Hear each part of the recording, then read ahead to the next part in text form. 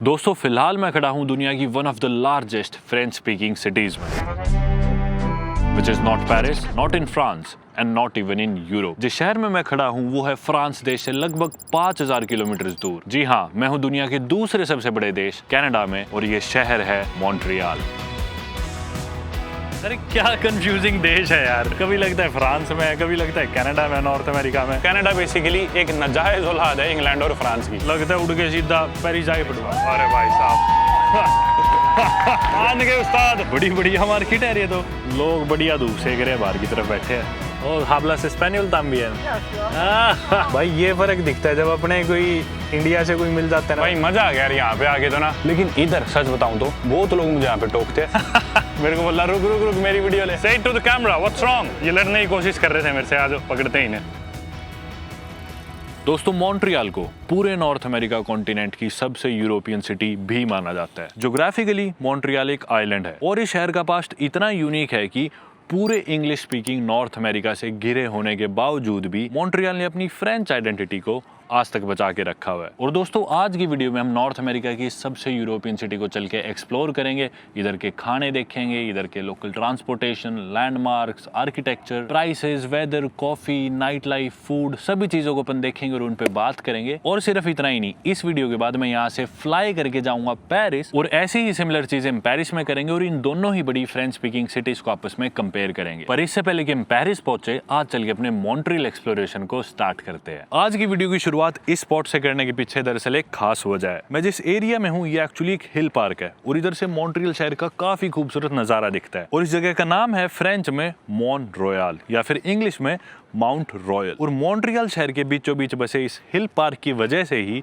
इस शहर मॉन्ट्रियल का नाम पड़ा था। जी हाँ, माउंट रॉयल मॉन्ट्रियल। और पीछे जो आप मेरे झंडे देख रहे हो इनमें से एक झंडा है मॉन्ट्रियल सिटी का, वो लाल वाला, और वो ब्लू वाला है क्यूबेक प्रोविंस का, जिस प्रोविंस में ये मॉन्ट्रियल सिटी पड़ती है। जब कनाडा में फ्रेंच सेटलर्स आए थे तो वो मोस्टली क्यूबेक सिटी और मॉन्ट्रियल में ही बेस्ड थे। क्यूबेक सिटी एक और शहर है जो कि जो प्रोविंस है या स्टेट है क्यूबेक, उसकी कैपिटल है। और उससे कुछ ही घंटे दूर क्यूबेक प्रोविंस का सबसे बड़ा शहर ये मॉन्ट्रियल पड़ता है। इन दिनों यहाँ पे सनसेट सुबह 5:30 पौने 6 बजे होता है और 6 बजे मैं इधर ऊपर चढ़ के आ चुका था। पिछले 3-3.25 घंटों से मैं यहाँ पे बैठ के धूप सेक रहा हूँ और शांति में इंजॉय कर रहा हूँ। मुझे रियलाइज हुआ कि मैं गलत साइड से उतर रहा था, उधर से मेरा रास्ता और लंबा पड़ेगा, तो घूम के अब वापस उसी साइड जा रहा हूँ जिधर से मैं चढ़ा था इधर ऊपर। जब मैं आया था सुबह सुबह यहाँ पे कोई भी नहीं था, इकलौता मैं था और 1 या 2 लोग और थे। दौड़ने लोग जरूर आ रहे थे, अभी भीड़ काफ़ी होगी। एकदम रॉ जंगल लगने लग रहा है देखो, और यहाँ से गिलेरिया जाने लग रही है। आप देख सकते हो स्पेशली इस पार्क को सोच के ये बनाया था कि बिल्कुल रॉ अनकट एकदम नेचर के पार्क की फीलिंग आए, कोई भी आर्टिफिशियल पार्क ना लगे। इनफैक्ट इसे डिज़ाइन करने वाले भी वही है जिन्होंने न्यूयॉर्क का सेंट्रल पार्क डिज़ाइन किया था। आप देख सकते हो पेड़ों के पीछे से कैसे स्काईलाइन दिखने लग रही है, ऊंची ऊंची बिल्डिंग दिख रही है, स्काई स्क्रैपर्स दिख रहे हैं। शायद यहाँ का कोई लॉ भी है जो ये कहता है कि इस पार्क से ज़्यादा ऊंचाई का कोई भी स्काई स्क्रैपर इधर मॉन्ट्रियल सिटी में नहीं बना सकते।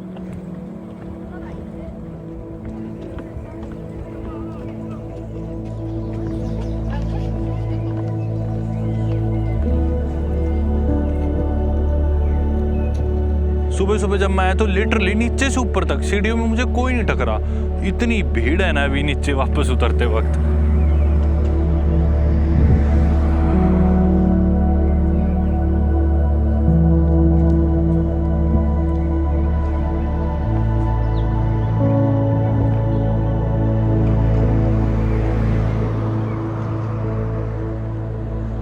अभी तो ऐसा लग रहा है कि मानो पूरा कनाडा फिलहाल मॉन्ट्रियल आ गया हो। आप लोग सोच रहे हो कि भाई कहाँ है, यहाँ लोग तो दिख नहीं रहे, भीड़ तो दिख नहीं रही, तो कैसे आ गया मॉन्ट्रियल।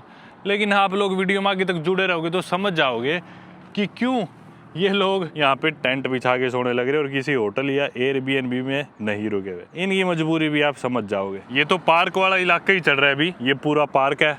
इधर ये कोई बिल्डिंग है, पीछे कोई यूनिवर्सिटी गई थी, मैकगिल यूनिवर्सिटी थी। इस रोड पे मैं पैदल चल के किधर जा रहा हूँ, उधर सामने जाऊंगा क्योंकि इधर कुछ इनकी ईटरीज है।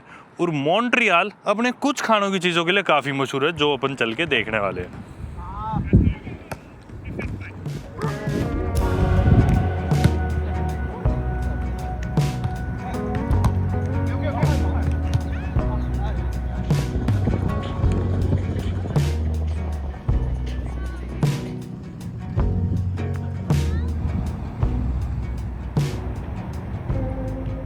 मॉन्ट्रियल में वीकेंड शुरू हो गया और वीकेंड की वजह से यहाँ की ज़िंदगी में ठहराव तो ज़रूर है। हालांकि ऊपर पार्क पे भी और यहाँ पे भी सभी लोग आपको भागते हुए, एक्सरसाइज करते हुए, स्पोर्ट्स में इन्वॉल्व होते हुए बहुत ज़्यादा दिखेंगे। पर एक चीज़ मैंने देखी कि हालांकि मॉन्ट्रियल और पेरिस में एक और सिमिलैरिटी भी है। दोनों ही सिटीज़ दुनिया की सबसे पॉपुलर सिटीज़ से 6 घंटे की ड्राइव है और वो दोनों सबसे popular cities English speaking cities है। मॉन्ट्रियल जो शहर है वो न्यूयॉर्क सिटी से, दुनिया की सबसे पॉपुलर सिटी, जिधर इंग्लिश बोली जाती है, उधर से 6 साढ़े 6 घंटे की ड्राइव पे है। और पेरिस सिटी भी लंदन से, which is arguably also one of the most popular cities in the world, जिधर भी इंग्लिश बोली जाती है, वो भी उधर से 6 घंटे की ड्राइव की दूरी पे है। लेकिन जो न्यूयॉर्क की हसल एंड बसल है वो यहाँ पे आपको देखने को नहीं मिलेगी। यहाँ की जिंदगियों में थोड़ा ठहराव जरूर दिख रहा है, जबकि न्यूयॉर्क में हर इंसान को जल्दी है, हर इंसान भागने लग रहा है। इनफैक्ट मैं भी न्यूयॉर्क से ही ड्राइव करके मॉन्ट्रियल आया हूँ, आप लोगों ने मेरी पिछली वीडियो में देखा ही है। और अभी मैं जहाँ पे जाने लग रहा हूँ उसके लिए मैंने उबर बुलवाई है, क्योंकि मेरे पास बस का पास नहीं है। तो मैंने सोचा क्यों ना एक बार उबर लेके पहुँचते। आप लोग सोच रहे हो कि अब की भी मेरी गाड़ी कहाँ गई। तो सच बताऊं तो पिछले बीते 2-3 दिन में काफ़ी कुछ हुआ है। वीडियो मैंने नहीं बनाई क्योंकि मौसम ख़राब रहा है। ये वीकेंड का मौसम ज़बरदस्त है, एकदम सनी है।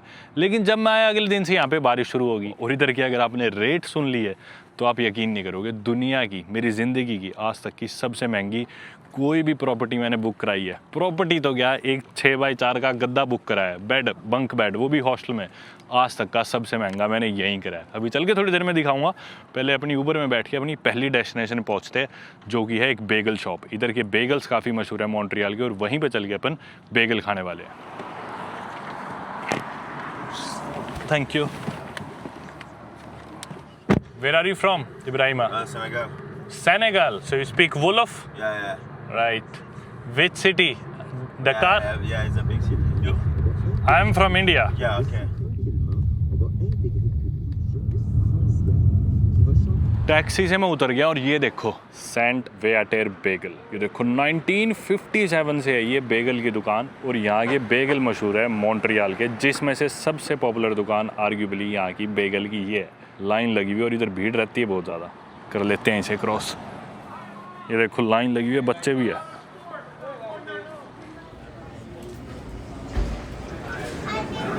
भीड़ हो रही है और दुकान के बाहर तक खुशबू आने लग रही थी इसकी, डो की, और ये ओवन में जो ब्रेड सीख रही है। ये देखो ये इनका मेन्यू है। सेसमे वाला लूँगा मैं, तो कई तरह के बेगल भी। ये ले ली मैंने स्प्रेड। मैंने पूछा इनसे कौन सी बड़ी है, इन्होंने स्मोक्ड सैल्मन स्प्रेड दी। मैं बोला ना ये सैल्मन तो रहने दो, नॉर्मल फिलाडेल्फिया जो आती है ही ले ली फिर मैंने। और साथ में ले लिए बेगल। एक था मेरे ख्याल से 1.5 उसका, 6 थे मेरे ख्याल से 7 कुछ के, मैंने तो 6 ही ले लिए फिर सीधा। इधर बैठ के ही खा लेते हैं, बेंच खाली हो गया, अंदर तो सीटिंग नहीं है इनके।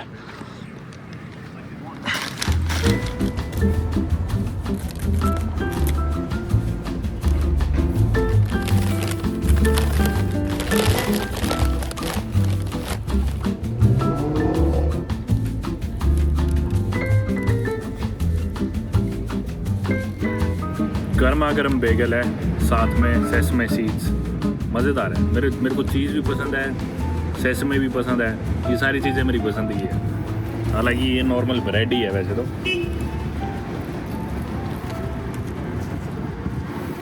तो जिस तरह पेरिस में खाते हैं बगेट, यहाँ पे मॉन्ट्रियल में खा जाता है बेगल, जो कि काफ़ी सिमिलर है टर्किश सिमित ब्रेड से। मेरे को सिमित भी काफ़ी पसंद है, उसमें भी ऐसे तिल लगे होते हैं ब्रेड के चारों तरफ, वो भी गोल सी होती है, उससे काफ़ी सिमिलर है। उसको भी चीज़ के साथ खाया जाता है, इसको भी चीज़ के साथ खाया तो बढ़िया लगा मुझे। बाकी इधर ना कनाडा में ईस्टर्न यूरोप से जूइश इमिग्रेंट्स आए थे शायद 100 साल से ही पहले, वो लेके आए थे बेगल बनाने का ट्रेडिशन और कल्चर इधर। मेरे को पर्सनली ये इलाका बढ़िया लगा। वो अपनी बेगल वाली दुकान तो उधर रहेगी, खुली खुली सड़क है देखो। पता नहीं ये पार्क के आसपास वाला एरिया है, प्लेटो है शायद इस एरिया का नाम।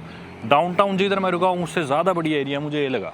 इधर से अपन इधर जाने लग रहे हैं अब सामने एक और इनके पॉपुलर कैफ़े की तरफ। एक और चीज़ जो आपको कॉमन मिलेगी वेस्टर्न कल्चर्स में या फिर इनफैक्ट यूरोप में या इधर नॉर्थ अमेरिका में भी, वो है कॉफ़ी। और फिलहाल हम इधर की काफ़ी पॉपुलर लोकल कॉफ़ी शॉप पे जाने लग रहे हैं, जो कि इसी सड़क पे है। बड़ी मस्त सड़क है यार, मेरे को ये एरिया मस्त लगा, बढ़िया है, खुला खुला, और कितने सारे कैफ़ेज़ है ना। इधर भीड़ भी नहीं है इतनी ज़्यादा, और मुझे ऐसा लग रहा है कि ना काफ़ी लोग सेम सा रूट फॉलो कर रहे हैं। कुछ लोग मुझे उधर दिखे थे बेगल की दुकान पे, अब एक आधे लोग वो यहीं कॉफ़ी लेते हुए दिख रहे हैं। यार ये है कैफ़े ओलंपिको, जिधर अपने को जाना है अभी कॉफ़ी लेने के लिए। देखो इसके बाहर भी काफ़ी लाइवली सा माहौल है। ज़रूरत भी है अपने को कॉफ़ी की, सुबह से उठे हुए।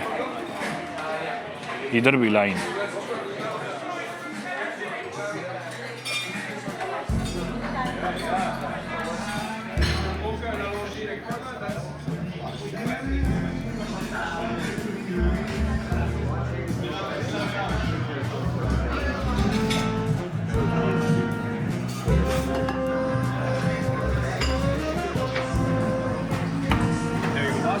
Thank you.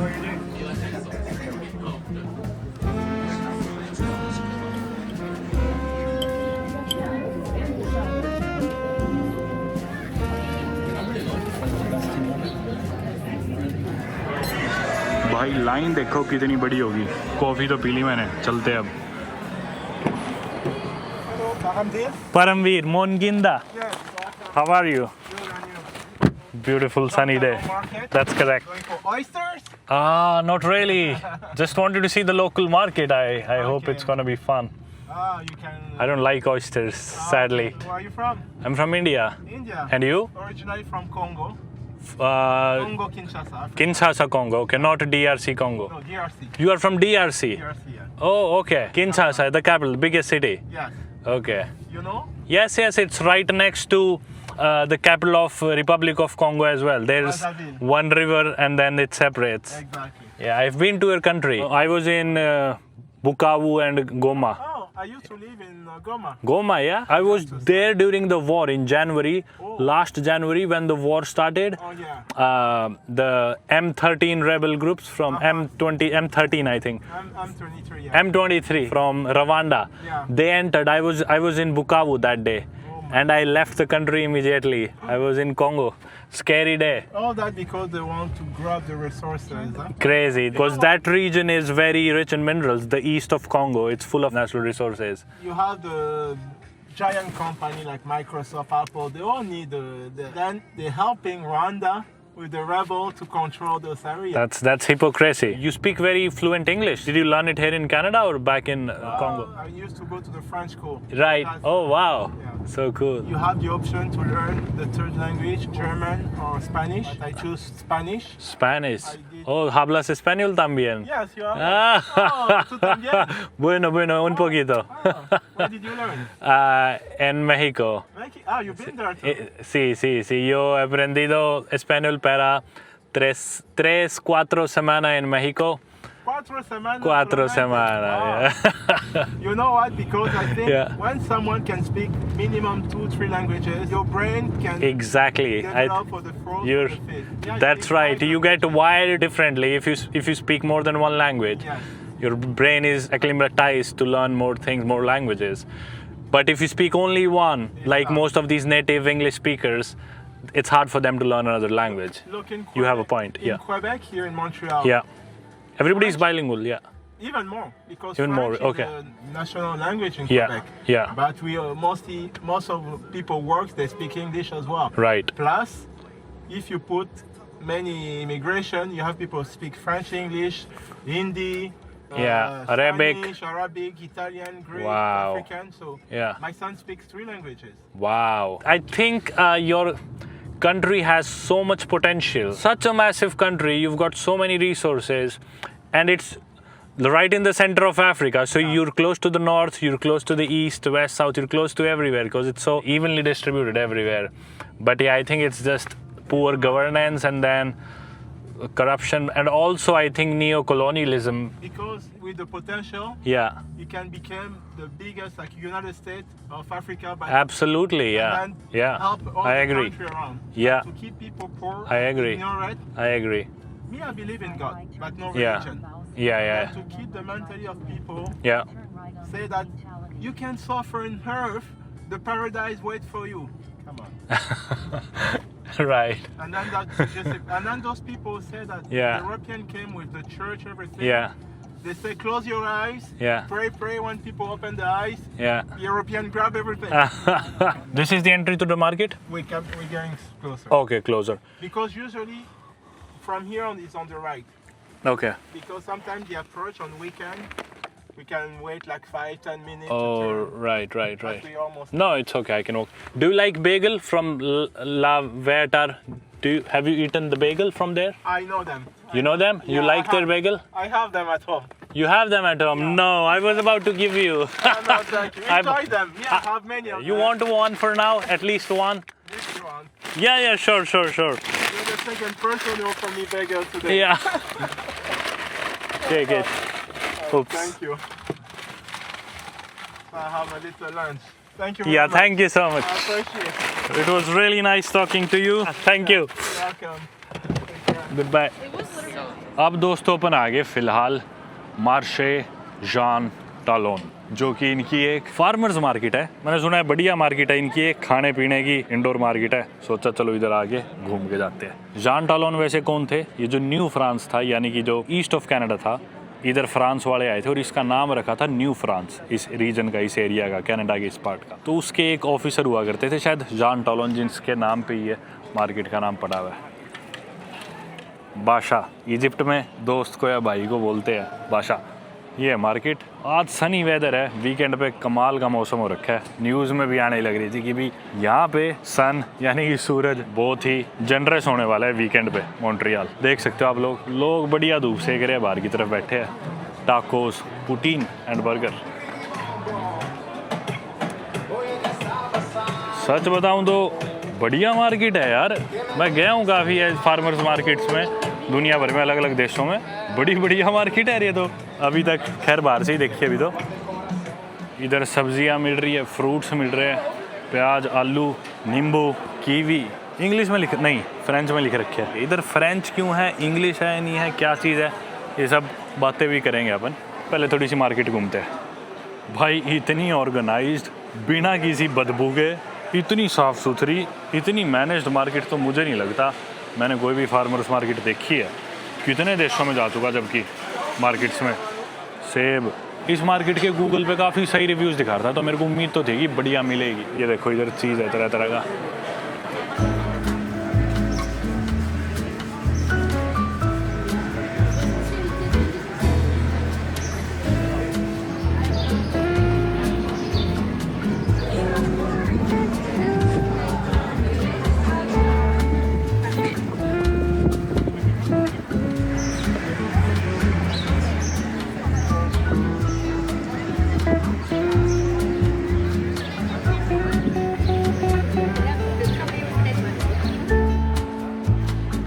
ये साथ में एक नर्सरी सी है पौधों की और फूलों की। मतलब मैं सी फूड वाले सेक्शन से भी गुजरा था और बदबू नहीं आने लग रही थी बिल्कुल भी। बड़ी एस्थेटिक मार्केट है यार।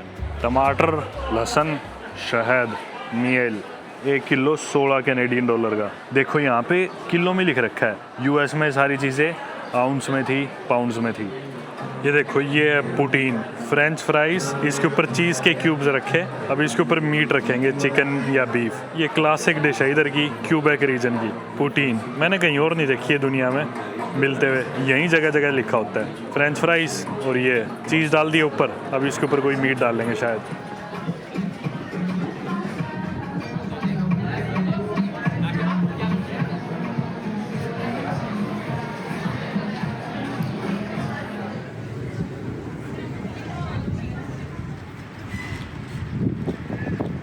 क्या बढ़िया मार्केट थी यार। मेरे को सारी तो नहीं याद जितनी भी मैं फार्मर्स मार्केट्स में गया हूँ। रिसेंटली अगर हम बात करें तो वेल्स देश में गया था मैं, कार्डिफ में, वो अच्छी थी वैसे। उसके अलावा मैं चोकसू बाज़ार में गया था उज़्बेकिस्तान में, ताशकंद में। वो मैंने ट्रिप रिकॉर्ड नहीं करा था, यूट्यूब पे नहीं डाला हुआ। पर हाँ, लेटली जितनी भी, इनफैक्ट पहले भी मैं जितनी भी मार्केट्स में गया हूँ, मेरे ख्याल से आज तक की मेरी फेवरेट मार्केट जो थी वो ये थी, मॉन्ट्रियल वाली। और अभी तक जो मैं रुका हुआ था ना इस शहर में, मेरे बिल्कुल अलग ही इंप्रेशंस थे इस जगह के। आपको मैं बताता हूँ। सबसे पहले तो ना, मैं एक जगह को बहुत जल्दी जज नहीं कर देना चाहिए।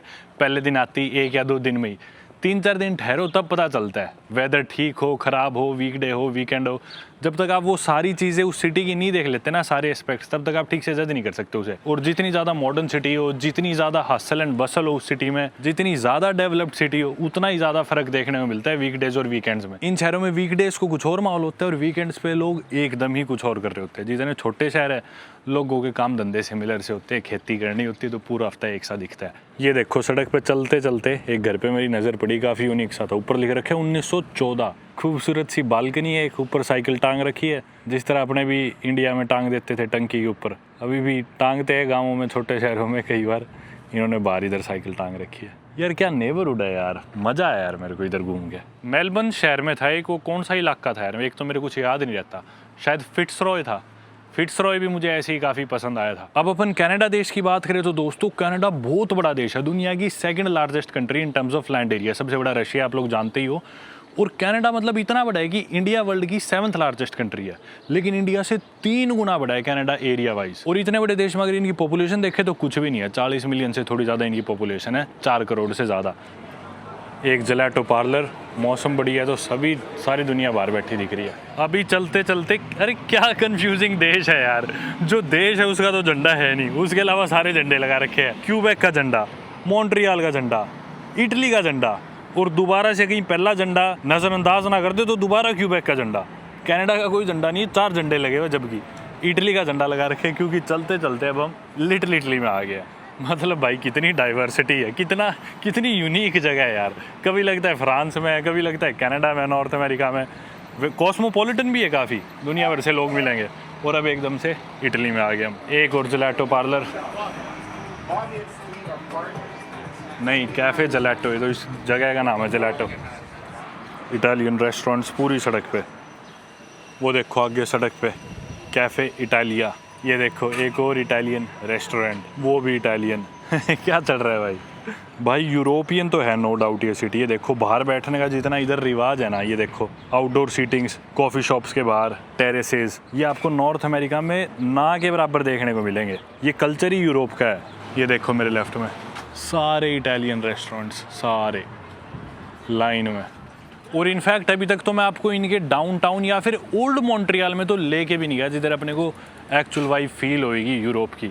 ये जितना भी कैफ़े कल्चर है इधर का, टेरेसेस है, आर्किटेक्चर है, काफ़ी वॉकेबल सिटी भी है। मतलब गाड़ियाँ उस हिसाब से उतनी नहीं दिखती जितनी नॉर्थ अमेरिका में जनरली लोग रखते हैं।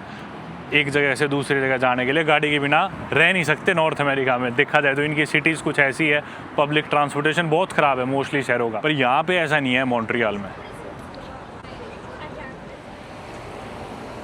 तो भाई इटली में भाई मिल गए एक, इटली में तो क्या मॉन्ट्रियल में, पंजाब से हैरी भाई पहचान के गाड़ी रोक के मेरे पास आए। मैं बोला भाई पहले आप मेरे को मेट्रो स्टेशन छोड़ो फिर बात करेंगे। मेट्रो का कार्ड लेना है यहाँ पे? ओपुस कार्ड है, क्या चीज़ है? स्टेशन में मिल जाएगा ना? हाँ जी। भाई मैं तो उसमें रुका हूँ एक हॉस्टल में। कैसा लगा भाई मॉन्ट्रियल, मजा आया? बढ़िया बढ़िया मज़ेदार।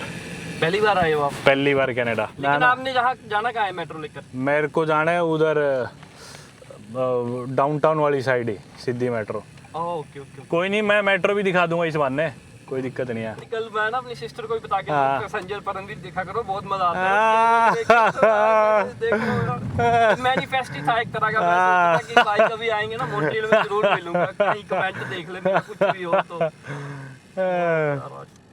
अब फोटो भेज दो सिस्टर को पैसेंजर पर मेरे साथ। भाई ये फ़र्क दिखता है जब अपने कोई इंडिया से कोई मिल जाता है ना, भाई कह रहे हैं मैं आपके लिए छुट्टी ले लूँगा, आपको घुमाने लेके चलूँगा, कुछ भी मेरे को बता देना, नंबर दे दिया। यारी भाई थैंक यू सो मच यार। मैं वैसे इधर ही आ रहा था, मेरे को पैदल आता 15-20 मिनट लगती, आप मिल के छोड़ दिए इस बार ने। मैं थोड़ा स्टेशन भी देख लूँ, मुझे देखना था। बहुत मोस्ट वेलकम। अरे भाई मज़ा आ गया भाई, मिल गया भाई। ये रखो प्लीज मेरे भाई, मेरे से भाई मेरा दिल बहुत भारी हो जाता है। प्लीज भाई ये अब अपना, आप ये नोट में आपका संभाल के रखूंगा, आप मेरा संभाल के रखना, ठीक है भाई, बाय बाय। तो भाई इतने दिन अब खुद की गाड़ी में सफ़र करने के बाद फाइनली हम आ गए इनके ट्रेन स्टेशन। मॉन्ट्रियल की मेट्रो लेते हैं, बॉबियन या जो भी इसका नाम है। Bonjour. Hi, can I buy like a metro card that I can use every time I get on the metro? Do you need 10 ways or week or weekend unlimited? How much is the weekend unlimited? 16. 16, I'll get that, yeah. So on Saturdays and Sundays it's unlimited. This weekend. Yeah. Thank you so much.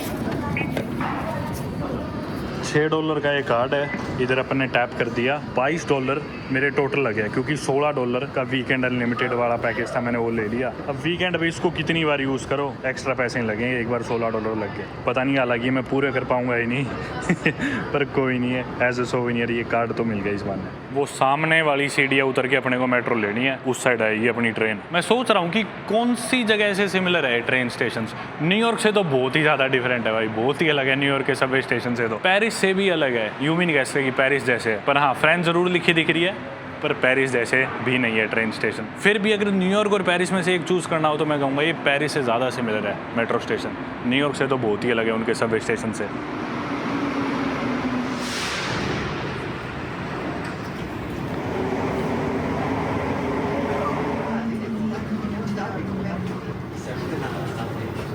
भाई metro में सारी announcement French में थी, कुछ भी English में नहीं था। हालांकि मॉन्ट्रियल के लोग बाइलिंगुअल है, लेकिन कहीं भी अनाउंसमेंट्स या साइन बोर्ड्स हर जगह आपको सिर्फ फ्रेंच ही दिखेगी। यहाँ भी देखो इंग्लिश नहीं लिख रखी। अपने को एग्जिट करना है, यानी कि सोरती। मेट्रो की अगर सिंगल राइड लोगे तो वो 3.75 कैनेडियन डॉलर्स की, अपने भारतीय शायद ₹250 पड़ेंगे। पेरिस से भी कंपेयर करें, चलो वहीं पे जाके देखेंगे पेरिस में कितने की होती है। हालांकि मुझे पता है, मैं पेरिस रहा हूँ काफ़ी रिसेंटली, तक भी मैंने लिया वहाँ, पर वहीं चल के अपन पेरिस की वीडियो में ढंग से कंपैरिजन करेंगे इन चीज़ों का। अरे यार सोरती, अरे करवा भी दो अब सोरती, शिंजुकू स्टेशन बना दिया।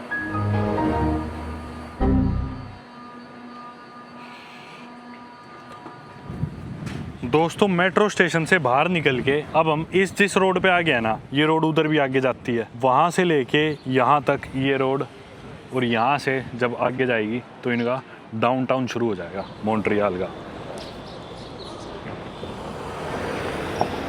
अब इससे पहले कि मैं चल के आपको मॉन्ट्रियल का डाउनटाउन दिखाऊं इस रोड पे आगे जाके, मैं आप लोगों के साथ कुछ बहुत इंपॉर्टेंट इन्फॉर्मेशन शेयर करना चाहता था। आप लोगों को याद होगा कि 2-3 दिन पहले जब मैं मॉन्ट्रियल आया था ड्राइव करके न्यूयॉर्क से, तो मैंने एक हॉस्टल में चेक इन किया था जो कि इस रोड से नज़दीक में ही था, और मैं कोई ज़्यादा खुश नहीं था हॉस्टल के एक्सपीरियंस से, क्योंकि बहुत कंफ्यूजिंग सा हॉस्टल था। अब हालांकि वो हॉस्टल मुझे पसंद नहीं आया था, लेकिन मजबूरन किसी कारण से मुझे वहाँ पे कुछ और दिन रुकना पड़ा। वो भी मैं चल के बताऊँगा कि भी क्या मेरी ऐसी मजबूरी थी। तो जब मैं वहाँ पे रुका तो रोज़ मैं इधर बाहर सैर करने आ जाता था, डाउनटाउन तक चला जाता था।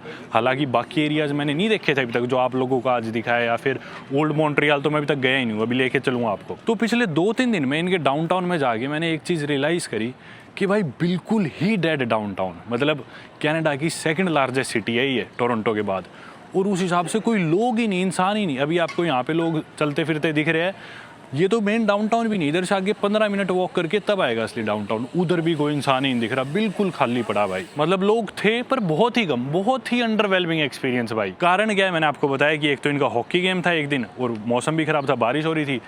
लेकिन जब वीकेंड आया, यानी कि येस्टरडे फ्राइडे नाइट थी, तो एकदम से इतनी भीड़ देखने को मिली, कुछ इवेंट वगैरह भी हो रहा था डाउनटाउन में।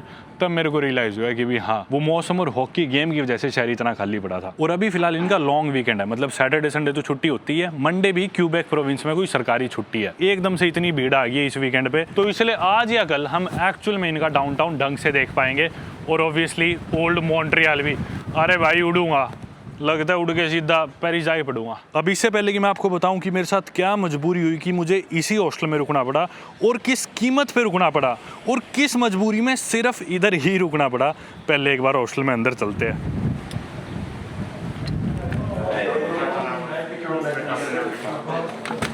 हॉस्टल नहीं है, ये चुनौतियों का घर है। जिस काम के लिए स्पेशली मैं हॉस्टल आया था वो काम भी नहीं हुआ अपना क्या कार्ड नहीं काम कर रहा अभी, नहीं का नीचे किस तरह जाऊं, क्या हॉस्टल है यार, बताता हूँ आपको कहानी। ये आ गया अपन पार्किंग में, ये खड़ी अपनी गाड़ी। जब मैं इधर आया, लेकिन मैंने चेक इन करा रात को, फिर मैं अगले दिन के लिए हॉस्टल्स चेक करने लगा। मैंने चेक इन करा था वेडनेसडे की रात को, जो कि वीकडे था। तो उस दिन मेरे को कितने का पड़ा, 35 कैनेडियन डॉलर की जो गाड़ी की पार्किंग थी, और बेड मेरा पता नहीं कितने कैनेडियन, 70-80 कैनेडियन डॉलर का था, क्या था। लेकिन टोटल मेरे कार्ड से 8,000 से शायद कम रुपए कटे थे इंडिया के, जिसमें मुझे गाड़ी पार्क करने का स्पेस भी मिल गया और डॉर्मेट्री में बेड मिल गया, जो कि 8 जनों की डॉर्मेट्री थी, पर वो बोले हम इसमें 6 से ज्यादा जने नहीं रुकवाएंगे। एनीवे, मुझे पता नहीं था मॉन्ट्रियल कितने दिन रुकूंगा, तो मैं सोचा एक दिन तो रुकूंगा ही, तो थर्सडे से मैं कोई और हॉस्टल बुक कराता हूँ। लेकिन जब मैंने यहाँ पे चेक इन करके अगले दिन के लिए हॉस्टल्स देखने स्टार्ट करे, तो पता चला कि सब कुछ ही बुकड आउट है, सब फुल हो गया, कुछ मिला ही नहीं मुझे। तो मुझे मजबूरन इसी हॉस्टल में एक रात और एक्सटेंड कराना पड़ा। गाड़ी के पार्किंग के पैसे फिर से देने पड़े, लेकिन उस रात की कीमत ज्यादा थी पिछली रात से। चलो कोई बात नहीं। लेकिन अब क्या होता है दोस्तों, अब आ जाता है वीकेंड, और वो भी मॉन्ट्रियल का वीकेंड, और वो भी एक सनी वीकेंड, और वो भी लॉन्ग वीकेंड जब 3 दिन की छुट्टियां एक साथ है, और वो भी F1 की रेस से पहले वाला वीकेंड। और इस वीकेंड आने की वजह से मुझे होता है भिखारियों जैसा फील। मुझे इतना गरीब फील होता है कि मैं सोचता हूँ अरे यार मैं किस दुनिया में पैदा हो गया। दोस्तों साल 2017 में मैं एक बार कोपेनहेगन डेनमार्क में हॉस्टल लेके रुका था। जनरेटर हॉस्टल था, उनकी चेंज है, और उस टाइम मैंने उसके 25 यूरो दिए थे अपने भारतीय। उस टाइम उसके मेरे ख्याल से 2000 रुपए बनते थे। और मैंने सोचा था यार कितना महंगा है डेनमार्क, यहाँ पे हॉस्टल्स कितने महंगे हैं, क्योंकि उस समय हॉस्टल्स यूरोप के ईस्ट में या फिर जॉर्जिया जैसी कंट्रीज में इंडिया के 500-700 रुपए में हो जाते थे। तो मुझे लगा था अरे यार 25 यूरो के हॉस्टल होते हैं कोपेनहेगन में। ये 2017 की बात है। उसके बाद में दुनिया भर के होटल्स में रुका, हॉस्टल्स में रुका, एयरबीएनबीज में रुका, सस्ते से सस्ती महंगे से महंगी जगह जो मैं अफोर्ड कर सकता था उनमें रुका। लेकिन कोई हॉस्टल की कीमत कितनी हो सकती है दोस्तों? आपको मैं मेरा डबलिन का आयरलैंड का ट्रिप याद दिलाऊंगा, जहां पे मैंने हॉस्टल के बैठ के एक रात के मेरे ख्याल से 7-7.5 हजार रुपए पे करे थे। एक बार मैं बहामास में था, वहां पे मैंने हॉस्टल में एक बैठ के कुछ 6-7 हजार रुपए पे करे थे। मतलब इतने ही मेरे दोस्त नवांकुर के थे। एक बार मैं ओसाका में था जापान में, अभी से 1 महीना पहले ही, वहां पे मैंने हॉस्टल के बैठ के भी कुछ 6-7-8 हजार रुपए पे करे थे। और एक डॉर्मेट्री में बेड की इतनी कीमत पे करना मेरे ख्याल से काफी ज्यादा होती है यार। लेकिन मैं अभी तक मॉन्ट्रियल नहीं आया था, और वो भी इनके लॉन्ग वीकेंड पे, जैसा मैंने कहा। फाइनली आता है दोस्तों फ्राइडे, और वही होता है जो पिछली रात हुआ। सारे होटल्स जिनमें पार्किंग भी इंक्लूडेड थी वो सब सोल्ड आउट, और मेरे पास कोई ऑप्शन ही नहीं बचता इसी जगह में एक्सटेंड करने की बजाय, क्योंकि कोई और हॉस्टल इतना बड़ा इधर है ही नहीं जितना बड़ा इन्होंने बना रखा है। बाकी सब हॉस्टल्स तुरंत चुटकियों में फुल हो जाते हैं, इनके पास जगह बच जाती है, और इनकी मोनोपोली तो है ही। तो आप अंदाजा लगाओ कि कल रात को सोने के मैंने इस हॉस्टल में कितने पैसे दिए होंगे। दोस्तों आप सुन के चौंक जाओगे, ये पार्किंग मिला के मेरे बेड की कीमत थी 178 कैनेडियन डॉलर्स, जिसके मेरे कार्ड से पैसे कटे हैं 12,600 रुपए, जिसमें $35 की पार्किंग थी, उसके ऊपर $4-5 टैक्स होगा, और बाकी वो मेरा बेड है। मतलब सिर्फ 10,000 रुपए का फ्राइडे की रात का मेरा वो बेड था कल रात जिसमें बेड पे सोया हूं। और यकीन मानिए वो सबसे सस्ता ऑप्शन था। रुको जरा, सब्र करो, अब सैटरडे आ गया है। सैटरडे को कहाँ जाऊंगा? मैंने आज सुबह वीडियो स्टार्ट करने जाने से पहले सोचा कि मैं कहीं और मूव कर जाऊंगा। शहर के बाहर मेरे पास गाड़ी है, उधर एयरबीएनबी में रुकूंगा, 10-12 हजार में ऐसा आलीशान एयरबीएनबी लूंगा, पूल वूल उसमें तो सब आएगा, ड्राइव करके आऊंगा, आधा घंटा शहर में एंजॉय करूंगा, रात को वापस एयरबीएनबी में। क्यों हॉस्टल में रुकना है, क्यों इतने पैसे देने हैं? पर इसी उम्मीद के साथ जब मैंने एयरबीएनबी खोला तो शहर के आधा घंटा तो गया, शहर से 1-1.25 घंटा दूर तक कुछ अवेलेबल नहीं, सब फुल, सब कुछ भी नहीं। 2 घंटे दूर किसी गांव में जाके रुकना पड़ता, जितना टाइम और तेल मेरा जाने आने में ही लग जाता उसमें। और हुआ क्या, बाकी सब हॉस्टल्स भी सोल्ड आउट। तो जब मैं सुबह जाने लगा आज वीडियो स्टार्ट करने के लिए, मेरे पास कोई ऑप्शन नहीं बचा। या तो मैं इस शहर को छोड़ के भाग जाऊं वापस न्यूयॉर्क सिटी या अपना कनाडा में और कहीं जाऊं, या फिर मैं इसी हॉस्टल में एक और रात एक्सटेंड करूं, और मुझे वही करना पड़ा। तो दोस्तों सोचो कि अगर फ्राइडे की इतनी कीमत थी तो सैटरडे रात की कितनी होगी। आज रात के मैंने इस गाड़ी की पार्किंग मिला के हॉस्टल में अपने डॉर्म बेड के पैसे दिए हैं 193 कैनेडियन डॉलर्स, जो कि अपने भारतीय बनते हैं 14,500 रुपए। इसके आगे की बात मैं आपको मेरा बेड दिखा के करूंगा। तो भाई ये है वो कमरा जिसमें अपना 14,500 रुपए का बेड है। ये देखो, ये है अपना आलीशान बेड, 14,500 रुपए भारतीय एक रात के, जिसमें 6 लोग हो रहे हैं, 6 नहीं 5 और मेरे को मिला के 6 अपना। इसमें ये भी खुद का नहीं है, बाथरूम भी। तो अंदाजा लगा लो यार, पागल हो गया मैं, पागल भाई। सही में इतना गरीब फील हो रहा है ना यार, क्या बताऊं। या तो मैं बहुत गरीब हूँ या दुनिया बहुत अमीर है।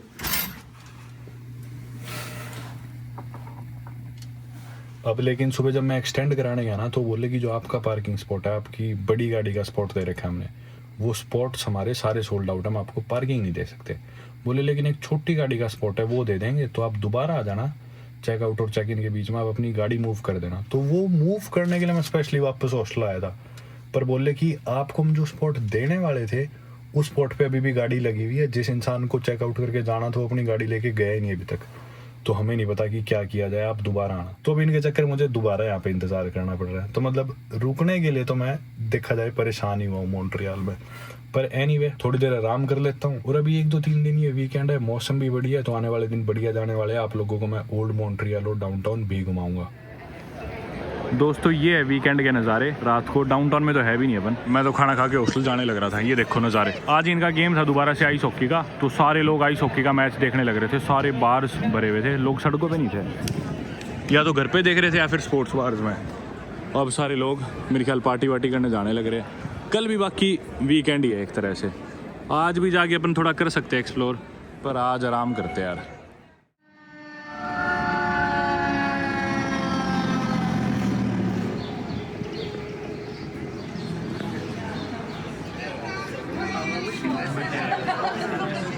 दोस्तों मॉन्ट्रियल के एक नए दिन में आप सभी का फिर से स्वागत है। और क्या खूबसूरत दिन है यार, बढ़िया धूप निकली हुई है, लोग अपने घरों से बाहर आए हुए हैं। मतलब एक तरह से एक आइडियल संडे है। इनफैक्ट लॉन्ग वीकेंड है, तो कल मंडे की भी छुट्टी है।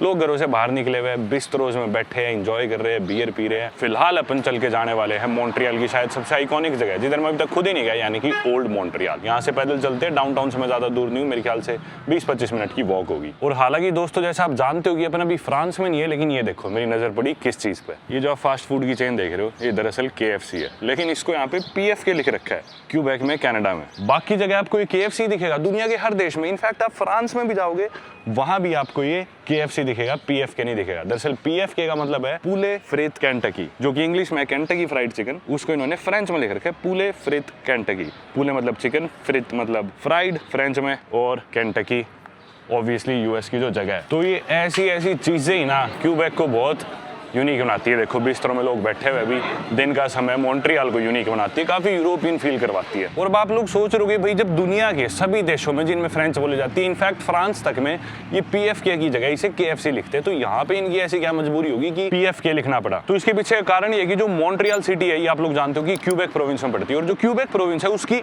ओनली ऑफिशियल लैंग्वेज फ्रेंच है। और इसी के कारण ये जितने भी रोड साइंस है, बिजनेसेस है, मार्केटिंग मटेरियल्स या साइंस है, उनका प्रीडोमिनेंटली फ्रेंच में होना जरूरी है। और सबसे इंटरेस्टिंग बात पता है क्या है कि मॉन्ट्रियल जो सिटी है, इसका स्टेटस वैसे बाइलिंगुअल है। और ये जो फास्ट फूड की चेन है KFC, जैसे यहाँ पे PFK बोलते हैं, अगर आप KFC पेरिस में जाओगे, तो जब आप उसमें घुसोगे, हालांकि उसका नाम इंग्लिश में है, लेकिन जब आप पेरिस में KFC में घुसोगे तो आपको बॉन्जोर बोल के ग्रीट किया जाएगा। लेकिन वही KFC जो इधर है, जिसका नाम है PFK, इधर जब आप घुसोगे, इसका नाम अब फ्रेंच में, लेकिन जब आप घुसोगे तो आपको हाई बोल के ग्रीट किया जाएगा, या फिर बॉन्जोर भी।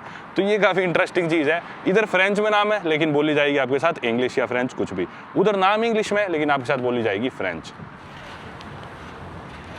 इधर आप रोड साइंस भी देखो, सारे देखोगे, पार्किंग के 15 मिनट के, ये देखो स्ट्रीट की जगह रिव्यू लिख रखा है, सब कुछ फ्रेंच में है।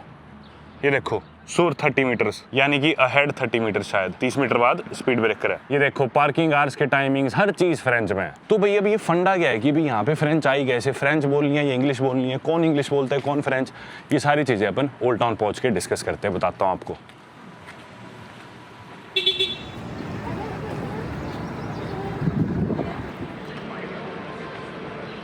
दोस्तों डाउनटाउन तो पहुंच गए अपन मॉन्ट्रियल के, और ऑलरेडी मेरे को काफी फैसिनेटिंग लग रहा है इनका डाउनटाउन। पर इससे पहले कि हम डाउनटाउन घूमे, डाउनटाउन को ढंग से देखे, एक जगह थी जो मुझे यहाँ पे जरूर देखनी थी, और वो है नोट्रे डेम बेसिलिका। आप लोग सोच रहे हो नोट्रे डेम बेसिलिका तो पेरिस में है, लेकिन यहाँ पे भी सेम नाम से एक बेसिलिका है, एक चर्च है, वो चल के अपन देखते हैं। वो देखने में पहले आऊँ, इसके बाद अपन ढंग से ओल्ड टाउन को घूमेंगे।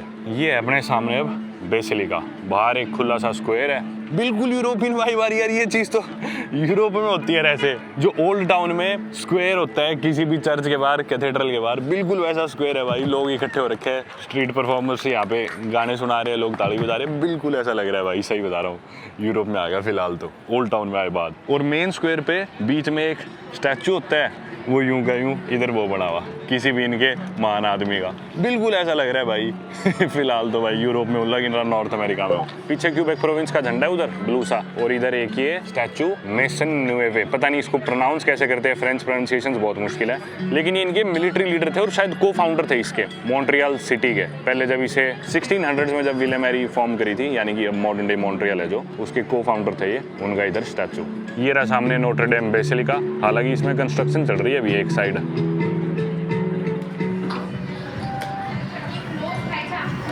Entrance inside is until 4:30 right? Until 4:30. Okay चलो भाई अंदर।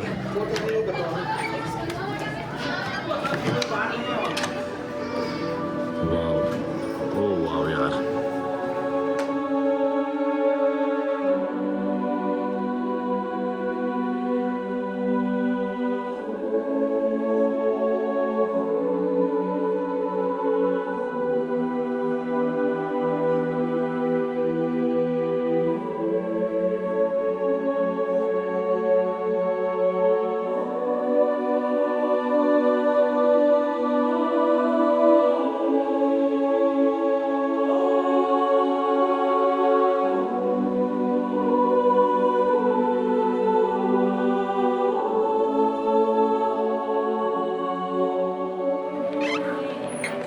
शानदार भाई शानदार, क्या खूबसूरत चर्च था यार, मज़ा आ गया देख के। 18 कैनेडियन डॉलर कुछ की एंट्रेंस थी।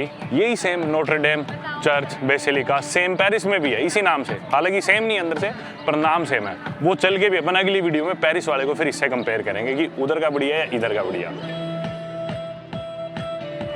भाई क्या खूबसूरत चर्च था यार, मजा आ गया अंदर, वैसे सुंदर था। कुछ देर बैठा मैं और बाहर निकलते ही मुझे तो ऐसा लग रहा है कि सारा इंडिया यहीं पे आया हुआ है फिलहाल। मॉन्ट्रियल में इस चर्च के बाहर बहुत इंडियंस, चर्च के अंदर भी चर्च के बाहर भी, मतलब बाहर निकले बाद 10-15 मिनट लगी मुझे दोबारा वीडियो कंटिन्यू करने में, इतने लोग मिले अपने इंडियंस। अब बाकी यहाँ से कैथेड्रल से चलते ओल्ड टाउन की तरफ। बाहर भी मतलब देखो कैथेड्रल के बाहर इंडियन कपड़े मिल रहे थे। दुकान देखी तो लिखा boutique Singh, imports from India, suit वगैरह मिलने लग रहे कैथेड्रल के बाहर। बेसिलिका दरअसल ओल्ड टाउन में ही है और उससे कुछ ही मीटर दूर अपन अभी यहाँ चलते हैं इनके ओल्ड पोर्ट की तरफ। ये सारा एरिया भी इनका ओल्ड टाउन है। अरे कितनी रौनक है यार, बिल्कुल यूरोपियन वाइब्स। चलते हैं अभी उस सड़क पे, मेरे ख्याल से ओल्ड पोर्ट पे ही जाएगी। इधर एक स्क्वायर और है जिधर एक झरना लगा हुआ है सिमिलर सा। चलते हैं वापस उस तरफ, सामने घुसते हैं। मैं जान करके अभी तक नहीं घुसा ताकि वीडियो में ही देखूँ इसे पहली बार, और इतने दिन हो गए मुझे मॉन्ट्रियल आए, अभी तक मैं इस एरिया में नहीं आया जबकि इनका सबसे पॉपुलर इलाका है। और इतना टूरिस्ट है भाई बता नहीं सकता। आज एक तो मौसम ज़बरदस्त है और लॉन्ग वीकेंड है तो सारी दुनिया मेरे ख्याल से यहीं पहुंची हुई है। एक तो ना व्लॉग करने में थोड़ी परेशानी हो रही है यहाँ पे, क्योंकि हर कुछ ही मीटर्स पे कोई ना कोई मिल जा रहा है, कोई ना कोई पहचान ले रहा है। चलते हैं अब रोड के उस पार। होगी क्या अपनी बत्ती? पता नहीं, ना भी हुई हो तो। भाई सच बताऊं ना, अभी तक मैं जितनी भी जगह गया हूँ मॉन्ट्रियल में या जितना भी मैंने देखा है, सबसे ज़्यादा लाइवली, सबसे ज़्यादा वाइब्रेंट, सबसे ज़्यादा जॉयफुल यही इलाका है और सबसे ज़्यादा डाइवर्स भी। ये देखो कुछ यहाँ पे बिस्ट्रोज है उधर पीछे, आपने रास्ते में इधर आ रहे थे हम पहले और भी देखे थे। ये कुछ कॉफ़ी शॉप्स और ज़्यादा दूर नहीं है डाउनटाउन, यहाँ से 15 मिनट की वॉक है। मेरे हॉस्टल से 15-20 मिनट लगे, मैं इधर पहुँच गया ओल्ड मॉन्ट्रियल में। ये क्या है, फ्रूट जूस मेरे ख्याल से। कितनी रौनक है यार आज के दिन, परफेक्ट संडे जो होता होगा ना इनका। गर्मी वैसी ही है, कनाडा का वेदर है कोई बढ़िया नहीं माना जाता, बहुत भयंकर ठंड रहती है मोस्टली देश में। तो ऐसा सनी दिन ये लोग क्रेव करते हैं और फाइनली क्या लवली वेदर है आज, निकले हुए लोग। यूएस से भी काफ़ी लोग आए हुए क्योंकि ज़्यादा दूर नहीं है ना, 6 घंटे तो दूर ही है बॉर्डर। ये देखो ये जो लगाया हुआ झंडा ये F1 का है, F1 भी है अभी 4-5 दिनों में यहाँ पे। तो ये देखो F1 के झंडे लगा रखे हैं। तो बहुत सारे कारण हैं कि इतने लोग यहाँ पे पहुँचे हुए हैं। ऑब्वियसली लॉन्ग वीकेंड आने वाले दिनों में F1 है, वेदर ज़बरदस्त है और गर्मियाँ स्टार्ट हो गई है ऑलमोस्ट।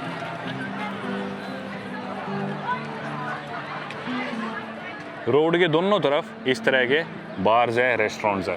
और ये जो मतलब देख लो आपको इस तरह के बिस्ट्रोज, रेस्टोरेंट्स, पब्स, ये नॉर्थ अमेरिका में, यूएस में, कनाडा में घूमा नहीं हुआ ना तो मैं कनाडा के लिए ज़्यादा कह नहीं सकता। पर रेस्ट ऑफ नॉर्थ अमेरिका, आप लोग सोचते हो कि भी नॉर्थ अमेरिका का मतलब कनाडा, यूएस और सिर्फ मैक्सिको है, लेकिन दरअसल नॉर्थ अमेरिका कॉन्टिनेंट में 23 कंट्रीज है, 23 सोवरेन इंडिपेंडेंट कंट्रीज है, जिन कंट्रीज के आप में से शायद काफ़ी लोग नाम ना जानते हो सभी कंट्रीज के, जैसे कि obviously Costa Rica, Panama, Belize, Nicaragua, Honduras, Guatemala, ये सेंट्रल अमेरिकन कंट्रीज। इसके अलावा कैरिबियन कंट्रीज भी सारी नॉर्थ अमेरिका में आती है, Bahamas, Antigua and Barbuda, Saint Vincent and the Grenadines, Saint Lucia, Grenada, Dominica, Jamaica. तो जो 23 देश है ना नॉर्थ अमेरिका में, उनमें से 22 देशों में मैं गया हूँ, यानी कि सभी देशों में गया हूँ एक्सेप्ट क्यूबा। तो अगर मैं इतने कॉन्फिडेंस के साथ ये बात कह रहा हूँ कि नॉर्थ अमेरिका नहीं, ये जगह यूरोप फील होती है, तो आप लोग मेरी बात पे यकीन कर सकते हैं, क्योंकि नॉर्थ अमेरिका के हर देश में मैं गया हूँ और क्यूबा ऑब्वियसली मैं गया नहीं हूँ, पर मुझे पता है वो बिल्कुल ही वो बाकी नॉर्थ अमेरिका से और सेंस में अलग है। ये देखो इस तरह के टेरेसेस का जो कल्चर है ना,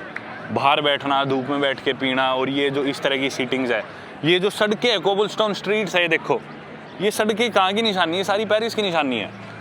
ये आमतौर पे आपको नहीं दिखेंगी नॉर्थ अमेरिका में। शानदार यार।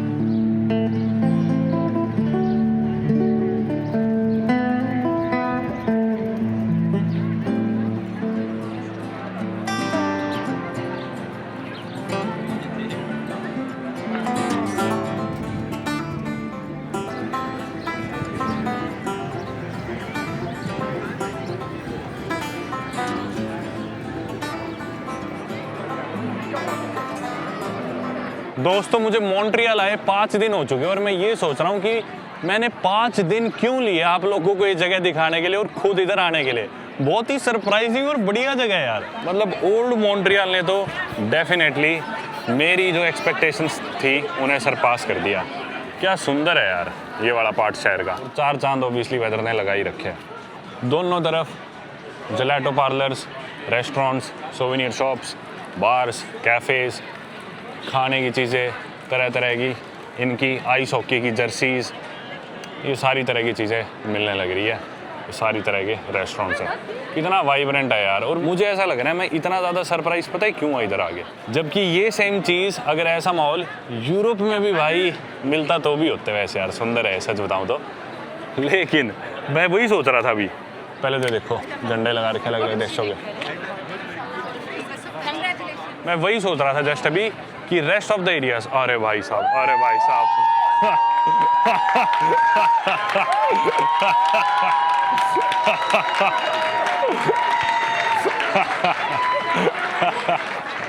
मान गए उस्ताद, प्रपोज ही मार दिया मेरी वीडियो के चक्कर में है। पैसेंजर पर अमीर चैनल पे आ जाएगा। अरे मान गए यार, ऐसे ही ले लेता भाई मैं वीडियो पे।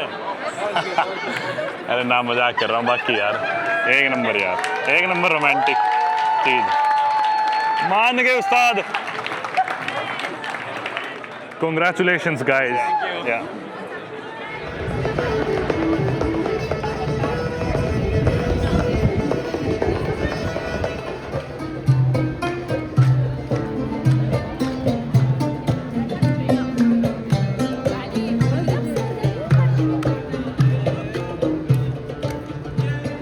दोस्तों मैं अभी पता है क्या सोच रहा था कि ना जो आसपास के एरियाज हैं, आसपास के बड़े शहर हैं, वो इधर से काफ़ी अलग है। इससे पहले मैं न्यूयॉर्क सिटी था, काफ़ी डिफरेंट है मॉन्ट्रियल से, या फिर कनाडा में भी, नॉर्थ अमेरिका में, बाकी जो भी शहर है काफ़ी अलग है। इसलिए शायद ये जगह इतनी स्पेशल लग रही है, इसलिए ज़्यादा इस जगह ने मुझे इतना एक्साइट किया है। और जो कि पार्शली सच भी है, क्योंकि आसपास की सिटीज़ इधर से काफ़ी डिफरेंट है, इसलिए सिटी इतनी ज़्यादा यूनिक, इतनी ज़्यादा स्पेशल फील होती है। लेकिन दोस्तों इस चीज़ में भी कोई दो राय नहीं है कि ये शहर अगर यूरोप में भी होता, और मैं यूरोप में भी, ध्यान रखिएगा, बड़े शहरों में जितने भी पॉपुलर बड़े शहर है सभी मैं रहा हूँ, घुमा हूँ। Paris, London, Prague, Budapest, Zagreb, Copenhagen, Milan, Rome, Venice, Vienna, Barcelona, Amsterdam, Hamburg, Berlin, Istanbul, Krakow, Dublin, Brussels, मतलब जितनी भी सारी पॉपुलर सिटीज़ हैं मोस्टली सभी में यूरोप में मैं गया हूँ। यानी कि ये शहर मॉन्ट्रियल यूरोप में भी होता और तो भी यहाँ पे इतनी भीड़ होती तो ये चीज़ सरप्राइजिंग नहीं होती। मतलब ये शहर डिजर्व करता है यार, बहुत ही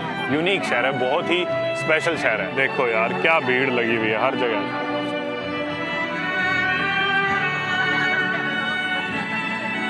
एक तो ना कैमरा लेके कोई भी रिकॉर्ड करने लग जाओ इन्हें, मैं करने लग गया, कितनी भीड़ लगी, सभी इन्हें रिकॉर्ड करने लग गया, जैसे कि वर्ल्ड के बेस्ट परफॉर्मर्स यही है। बहुत अच्छे हैं भाई, पर मतलब भेड़ चाल बहुत होती है लोगों में, कोई रिकॉर्ड करे तो सभी करने लग जाएंगे, सारी सड़क रुक गई।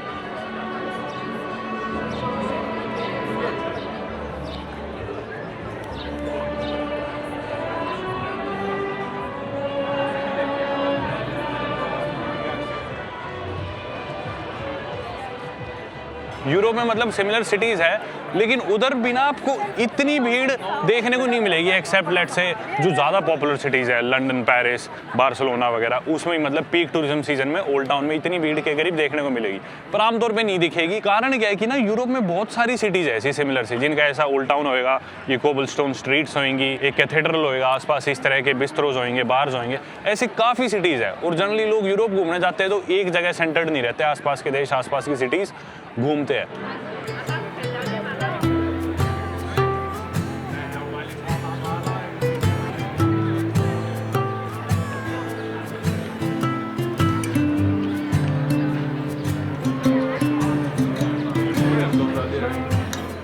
भाई मज़ा आ गया यार यहाँ पे आके तो ना। कोई जगह एक्चुअल में मेरे को बहुत टाइम बाद यूँ फील हुआ कि यार हाँ ये जगह देखने वाली है, घूमने वाली है। बिल्कुल वो जगह ये ओल्ड मॉन्ट्रियल। बहुत देर से हम ये डिस्कशन तो कर ही रहे हैं कि कोबलस्टोन स्ट्रीट्स और कितनी सिमिलैरिटीज़ है। ये देखो सामने कोई मार्केट है, मैंने गूगल मैप से देखा है, माइट भी रॉन्ग। पीछे देखो एक फेरिस व्हील भी है, ये तो ध्यान ही नहीं दिया। वो पोर्ट है उधर उनका, पोर्ट अभी थोड़ी देर में चलेंगे। लेकिन ये गूगल मैप्स पे कोई मार्केट दिखाने लग रहा है। और इसका आर्किटेक्चर देखो भाई, मतलब जो फ्रेंच लोग आए थे पूरी छाप छोड़ के गए हैं अपनी। मतलब जो फ्रेंच लोग यहाँ पे आए थे, न्यू फ्रांस जो बसाया था इधर ईस्ट ऑफ कनाडा में, उसकी झलक पूरी पूरी दिखती है इस तरह के आर्किटेक्चर से, मार्केट से।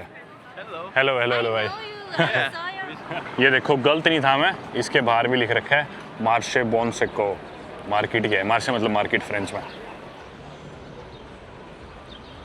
चलो मार्केट में अंदर घुस के देखते हैं यार, क्यूरियोसिटी सी होगी, पता नहीं कैसी होगी।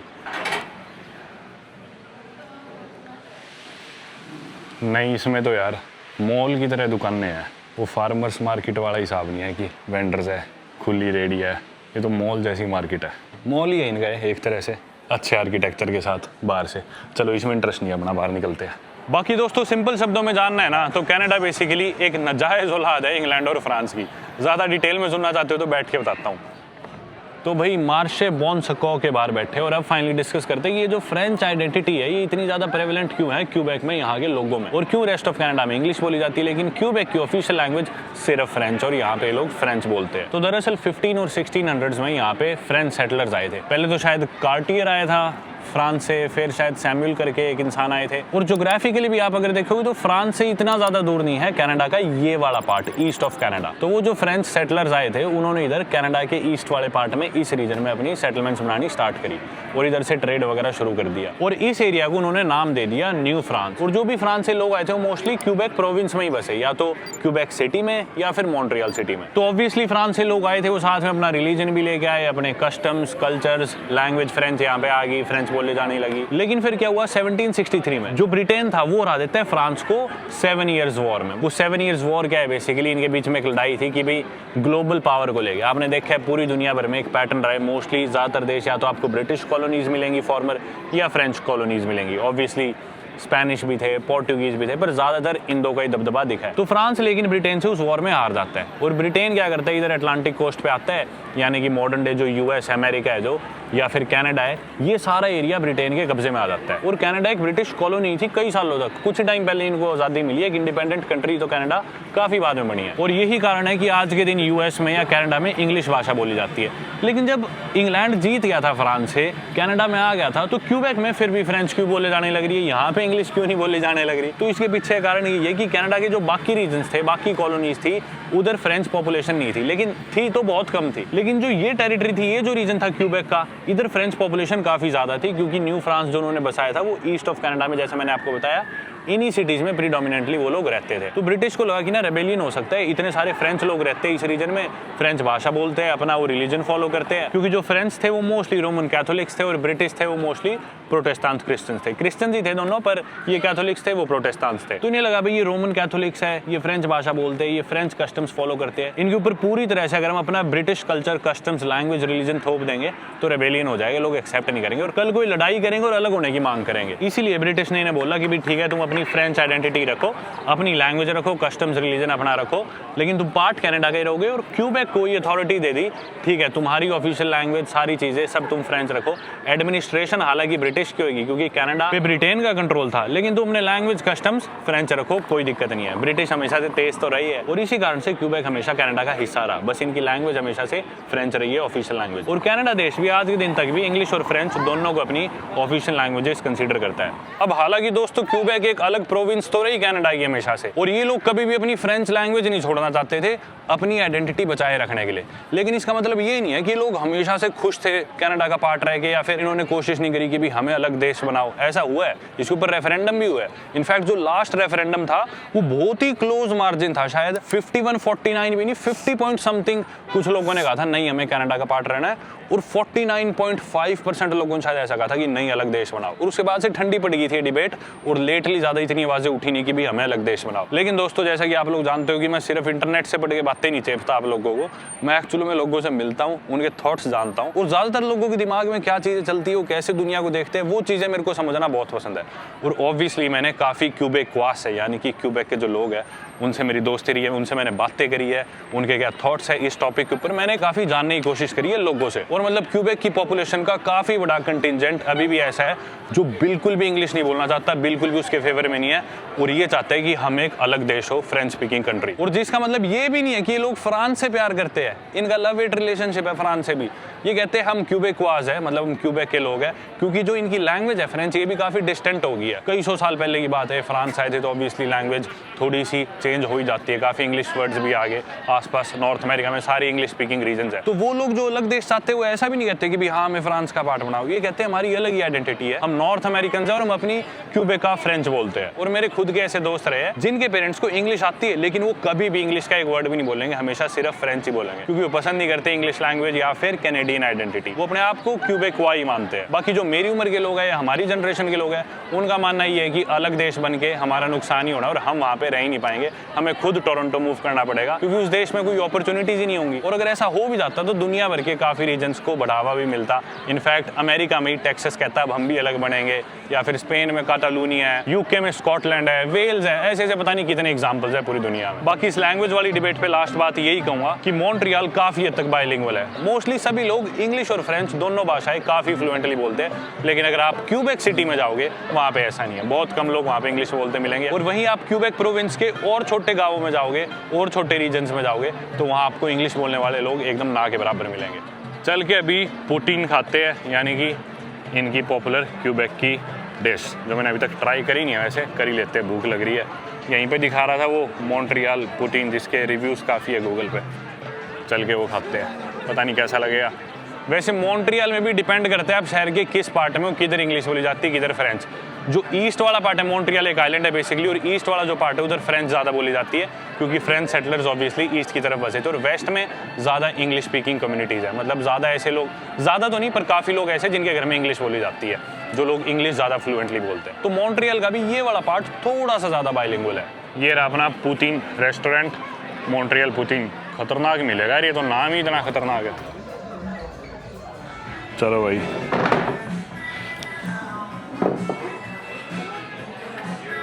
अरे ये बकवास नहीं चाहिए खाने का। तो ये आ गया भाई अपना पुतीन।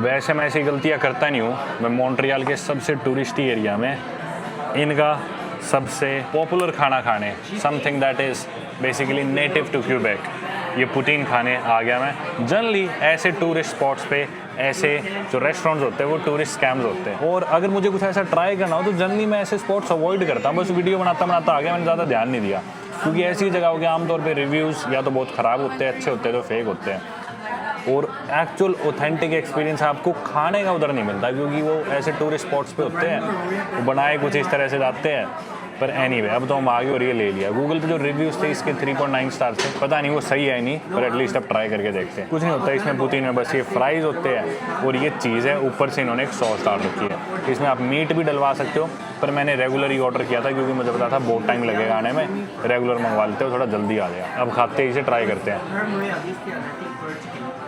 बिल्कुल बेसिक चीज़ है, मतलब आप देख के ही समझ गए हो कैसा टेस्ट होएगा। फ्राइज़ और चीज़ के क्यूब्स मिक्स कर दिया बस। इसकी इतनी हाइप क्यों बना रखी है ये नहीं समझ में आया मुझे। अच्छा है भाई, बढ़िया है। वैसे मैं स्क्रीन पे एक दो जगहों के नाम लिख दूंगा जिधर आप लोग पुतीन ट्राई कर सकते हैं अगर आप लोग मॉन्ट्रियल आते हैं तो। अच्छा है, वैसे सही है, पर इतनी भी ज़्यादा मुझे कोई इसमें ऐसी खास चीज़ नहीं लगी। बस 2 इंग्रेडिएंट्स मिक्स कर दिए, ऊपर से सॉस डाल दी, खा लो। मतलब फ्रांस में आपको जनरली बगेट्स, क्रॉसॉन, पेस्ट्रीज ये सब चीज़ें मिलेगी, यहाँ पे बेगल्स एंड पुतीन। ये आ गया बिल अपना। 18% टिप दी थी मैंने इसके ऊपर, जोड़ के जितने भी हुए $26-27 कैनेडियन। चलो चलते हैं। उस एरिया से अब हम रोड क्रॉस करके आ गए इस तरफ जिधर है इनका ओल्ड पोर्ट। चलो ओल्ड पोर्ट देख के आते हैं।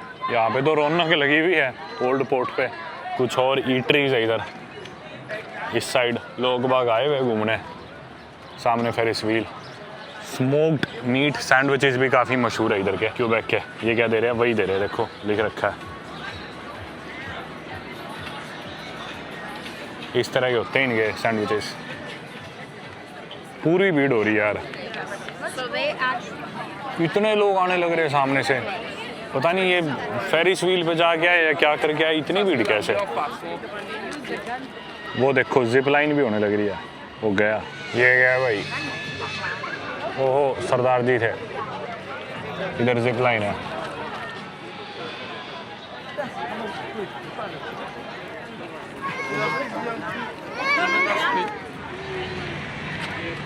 अरे भाई ये क्या है, एकदम से यूरोप की फीलिंग आ रही थी। अब पता नहीं क्या हो रखा है इधर इस बिल्डिंग को। पुतिन क्या खा लिया भाई, ये तो यूक्रेन की झलक दिखा दी। सड़क पे चलते हुए हिंदी सुनाई दे रही है चारों तरफ से। शाम का समय हो गया है, सनसेट होने वाला है, चलते हैं वापस डाउनटाउन वाली साइड।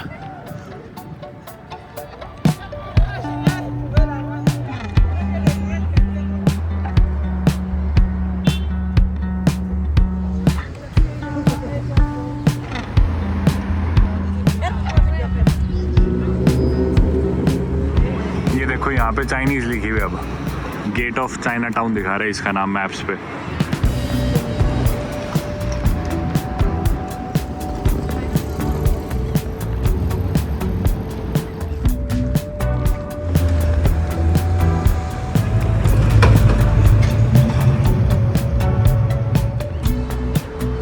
ओल्ड मॉन्ट्रियल से दोस्तों पैदल चलते चलते आ गए अपन इनके डाउनटाउन की तरफ। और ये जो ऊंची ऊंची बिल्डिंग्स है, ये माउंट रॉयल से कुछ हमने इनकी झलक देखी थी जब अपन सुबह सुबह माउंट रॉयल गए थे, तो यही बिल्डिंग अपने को दिख रही थी। चलते अब यहाँ से उधर डाउनटाउन की तरफ सीधा जब हम जाएंगे। ये देखो मेरे लेफ्ट में जो कैथेड्रल है, मेरी नजर पड़ी, बिल्कुल ऐसे लग रहा है मानो शेप तो इसकी वेटिकन सिटी वाले कैथेड्रल की है, सेंट पीटर्स बेसिलिका की, और कलर एकदम बर्लिन कैथेड्रल वाला, मानो यूरोप की किसी सड़क से गुजर रहा हूँ। मेरे को बोला रुक रुक रुक मेरी वीडियो ले। ये जो एरिया है सामने, ये इनका डाउनटाउन अब बेसिकली स्टार्ट हो चुका है। संडे का दिन है तो इधर शांति है, कमाल की बात है। वो देखो पीछे एक और कैथेड्रल, ये मैंने देखा था आते जाते वॉक करते हुए, इधर मैं आया हूँ कई बारी इस एरिया में। चलते उधर से निकल के आपको दिखाता हूँ पूरा डाउनटाउन। सुंदर तो ये भी है वैसे, पर डाउनटाउन में जो मेरे को कुछ जो डिफरेंसेस लगे ना ओल्ड मॉन्ट्रियल से, जो मतलब कम इंटरेस्टिंग बनाते हैं डाउनटाउन को, वो सब मैं आपको बताऊंगा। मुझे जो जो चीज़ें फील हुई इधर।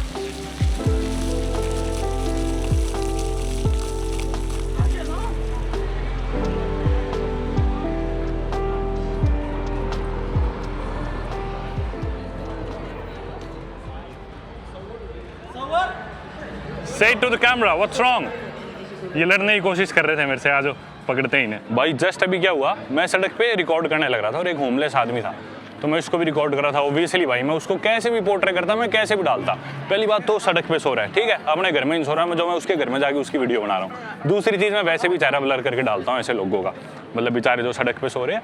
मेरे को अपना पॉइंट ऑफ व्यू रखना था इस वीडियो में, इसलिए मैंने वो पार्ट रिकॉर्ड किया था। मेरे साथ से 4-5 लड़के गुजरे और मेरे को उनमें से एक छोटा सा कुछ बोलने लगा। मैंने कैमरा ऑन किया, मैं बोला रुक रुक इधर आ। इतनी देर में वो डर के आगे सीधा चला गया। मैं बोला रुक रुक रुक, मैं पीछे पड़ गया उसके, तो मैं कैमरा लेके गया। वो पार्ट मैं रिकॉर्ड नहीं कर पाया। जब मैं उधर पहुंचा ना, तो वो 4-5 थे। वो बोला कि भी तू उसकी वीडियो क्यों बना रहा था, तू अपना बिजनेस माइंड कर। मैं बोला तू अपना बिजनेस माइंड कर, तू कौन है, तेरे क्या दिक्कत है। उसके बाद मेरी और उस लड़के की बहस होगी, पूरी तू मैं होगी, गाली गलौच होगी। वो मेरे को उल्टा बोले, मैं उसको 2 उल्टा बोलूँ, फिर वो उल्टा बोले, फिर वो उसके दोस्त उसे करने लग रहे छोड़ छोड़ यार क्यों पंगे ले रहा है। उसके दोस्त सारे बिल्कुल सॉरी सॉरी, हम माफ़ी मांग रहे हैं, हैव अ गुड डे। मैं उस लड़के को बोला भी तेरे को लड़ना है तो आजा, लड़ते हैं। पर वो लड़ाई नहीं, मुझे पता था लड़ेगा नहीं, तो मैं उसके पूरी उंगली करेगा, आजा आजा तेरे को मैं बताऊँ, आजा। वो लड़ाई नहीं, डर के मारे वो चला गया। फिर उसको दिक्कत इस चीज़ से थी कि भी होमलेस आदमी की वीडियो क्यों बना ली। अरे इतना ही बुरा लग रहा है तो इसको अपने घर पे रख ले, सड़क पे क्यों रहने दे रहा है।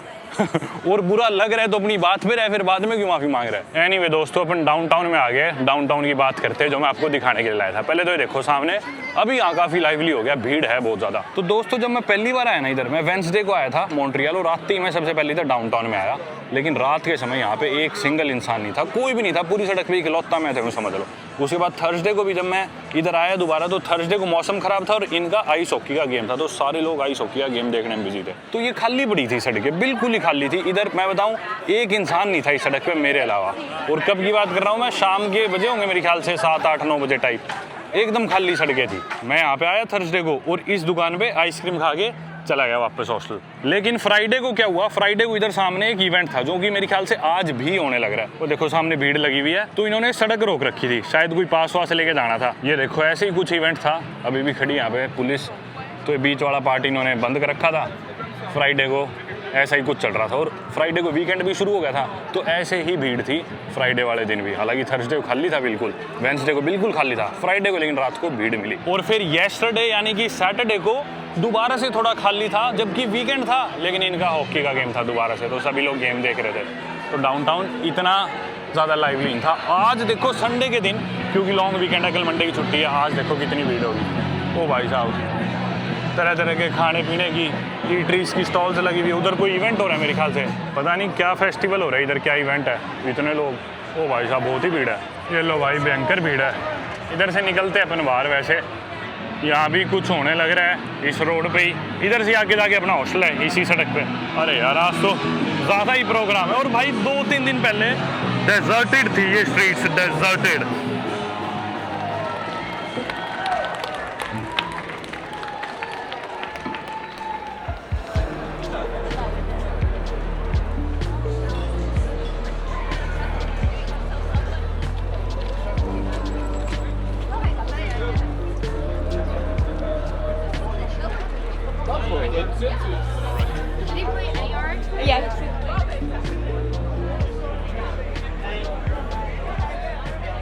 दोस्तों अब इधर डाउनटाउन में आने की और आप लोगों से बात करने की एक वजह है। मेरे पीछे भी आप देख सकते हो कि एक बेचारे होमलेस है यहाँ पे जो सड़क पे सोने लग रहे हैं। और अगर मैं किसी सिटी की इतनी डिटेल्ड वीडियो बना रहा हूँ या इस शहर को किसी और शहर से कंपेयर कर रहा हूँ, तो उसमें सारे एस्पेक्ट्स कवर होंगे कि भी किन किन चीज़ों से आपको बचना है।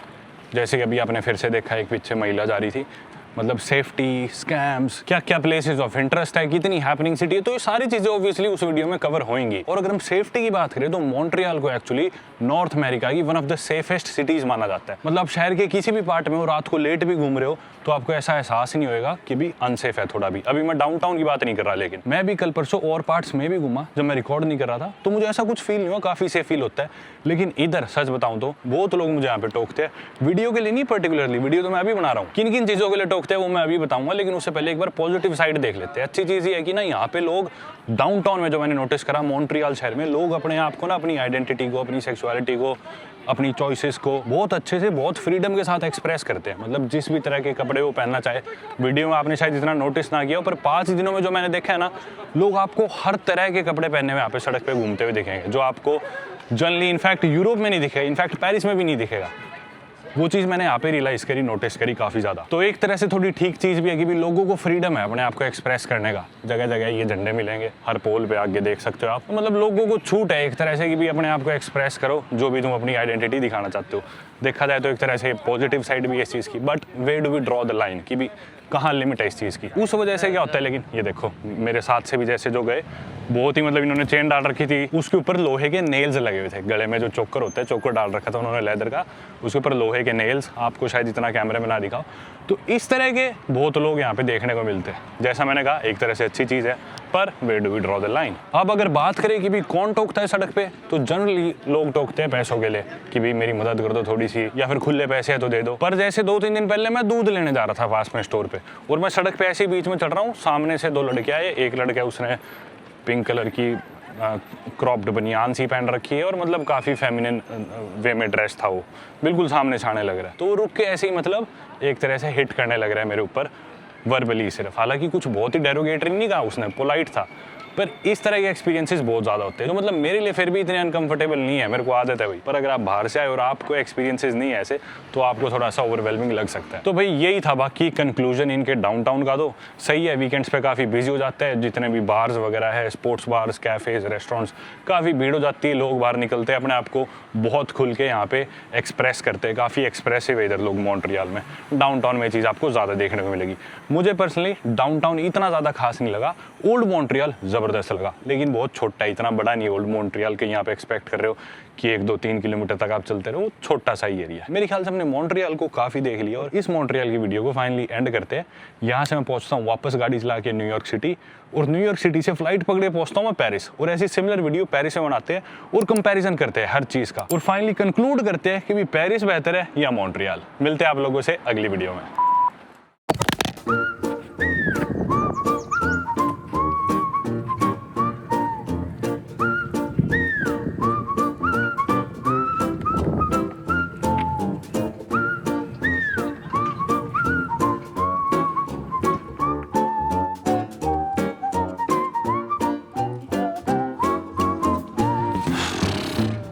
जी हाँ आवाज आ लगी पड़ेगा सूसरा ना ले डट जा फाइनली शायद